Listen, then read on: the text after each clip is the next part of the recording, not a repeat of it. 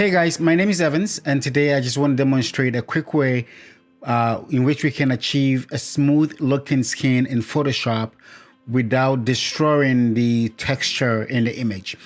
Basically, we want to create a high-end skin retouch without destroying the texture in under 1 minute. All right, let's get started. Okay, so here we are in Photoshop. And I have this image open. Most people will use frequency separation to smoothen out the skin.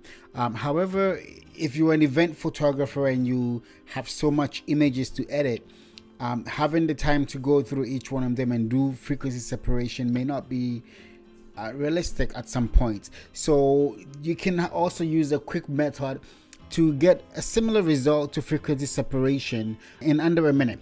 So basically in this tutorial, that's what I'm going to demonstrate.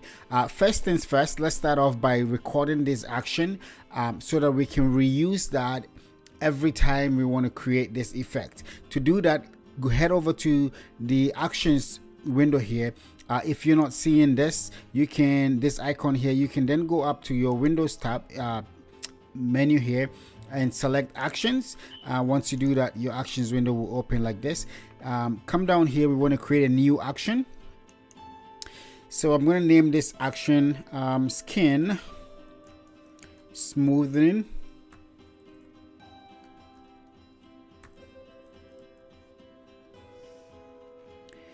Once I have this done, I'm just going to hit record. So whatever we're going to do right now is going to get recorded, and then we can play that over and over on different images once we have those images open up in Photoshop. So first off, select the background layer here and duplicate it. Command J. This duplicated layer, we're going to invert it. So Command I to invert it. If you're on Windows, it's Control I. Once you have this inverted, go over to the menu, the layer styles, and change the layer style for this layer from normal to vivid light.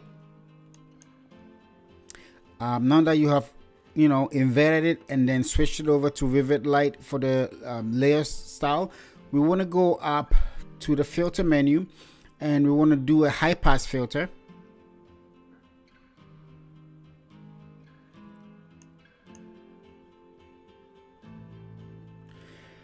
So once you have your high pass filter done, 24, use 24 for the radius, 24 pixels. Now we want to go back into the filter menu and we want to add a blur. So filter blur, and we want to use a Gaussian blur. For this particular piece, your value will always change. Basically what we're doing is that when I bring this value all the way to the end, as you can see, all the texture in the image it's now present. We can see the texture that was there, so nothing is really affecting the image. But as you bring this down, you can see that the blur is introduced. So the effect, like the smoothing of the skin, is introduced back into the image. We want to bring this down to the point where we see that the texture is in there, but it's not completely gone. So if I bring it down all the way down to 0, the whole image is really blurry. There is no texture in there. But as you can see, as I bring it back up, gradually the texture is being introduced, and you want to bring it back to the point where you have enough texture to your liking. For this image, maybe I'll bring it up a little bit to about maybe 5. Usually I stay between 3 and 5 depending on the size of the image, but for this image I think 5 is good, so I'll keep it at 5.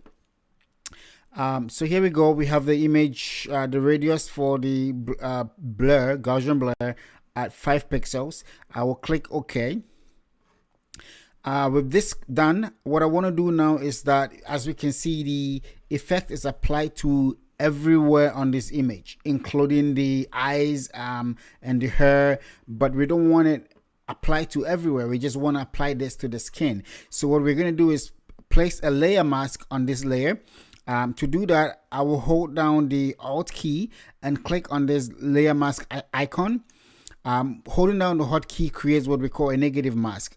Negative mask basically means that the layer mask is filled with black. What it means is that black conceals the effect. So when you have a layer mask and you paint black on it, you're basically removing that effect that you have on that layer.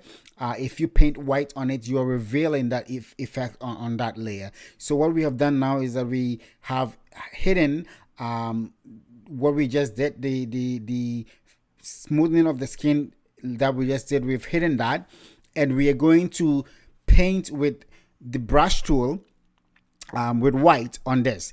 But before we get to that point, let's select the brush tool by clicking the B, and then we want to make sure that our foreground and our background colors are properly set, black and white. So I'm going to hit D to default it to what it is. Once they have that defaulted, I'm going to come up here and I'm going to stop this recording, the recording of the action. So here we go. We have our action created. What I'm going to do is I'm going to delete this layer, because this is where the 1 minute, starts. So basically, you open up an image just as we have here, and you want to use this action to smoothen out the skin. Most of the time, what I will do is I will maybe go ahead and clean out the skin a little bit, remove some of these blemishes and stuff that I probably wouldn't want to have in the image, the final image, before I do the skin smoothing action.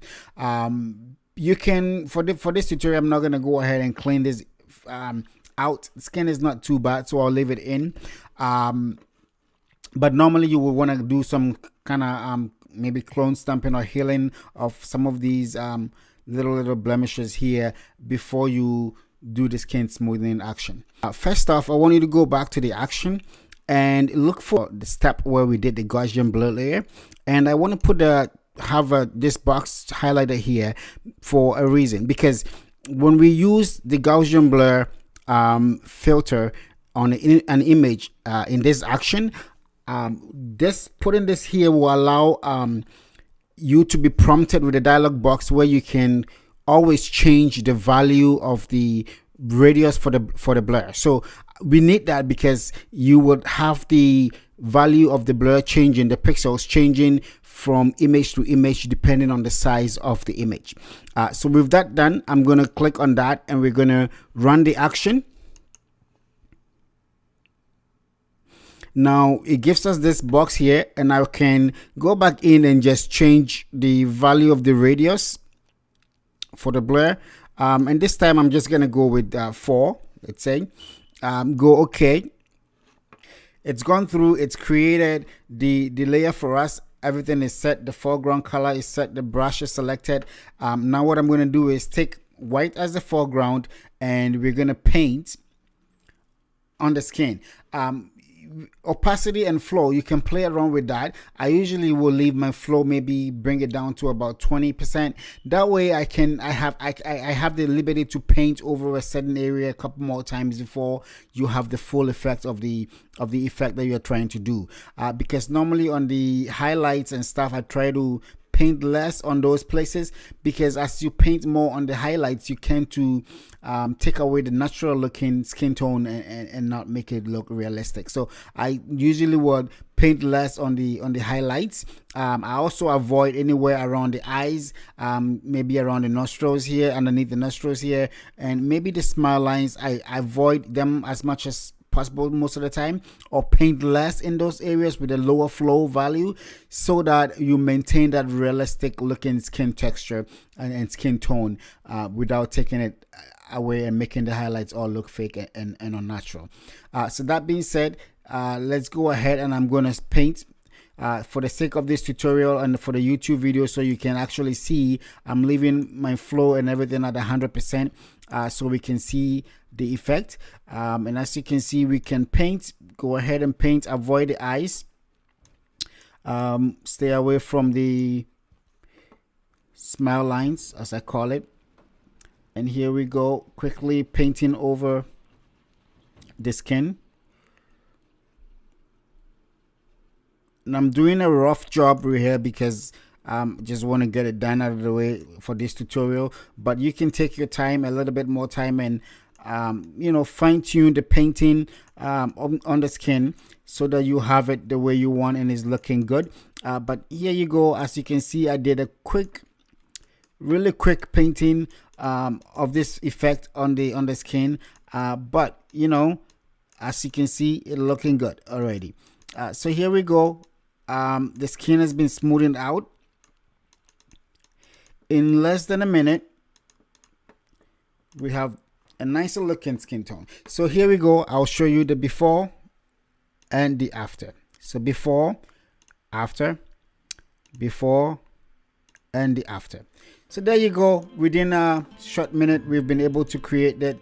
If you want this action, you can recreate it yourself, or let me know in the comments below, and maybe I can upload the action I just created, and you can just download and use it on your images going forward. So yes, here we go. That's how you can easily and quickly achieve a skin smoothing effect in Photoshop in less than a minute. Thanks for watching. God bless you. Subscribe if you like, and keep creating.